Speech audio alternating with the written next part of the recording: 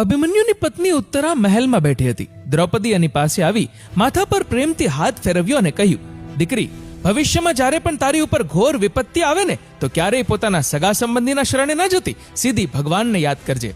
ઉત્તરાએ વ્યાકુળ થઈને પૂછ્યું, તમે આવું કેમ કહી રહ્યા છો માતા? દ્રૌપદીએ કહ્યું, કારણ કે જે મારી ઉપર વીતી એ હું તને કહું છું. જ્યારે મારા પાંચેય પતિ કૌરવોની સાથે જુગારમાં પોતાનું બધું હારી ગયા તો છેલ્લે મને દાવ પર લગાવી દીધી.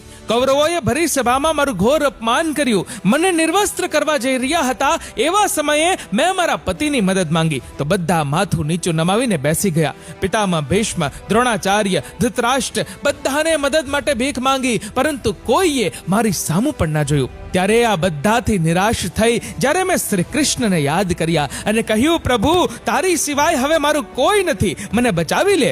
ત્યારે પ્રભુ પળવારમાં પ્રગટ થયા અને મારી રક્ષા કરી. મિત્રો, જ્યારે કોઈ કામ ન આવે ત્યારે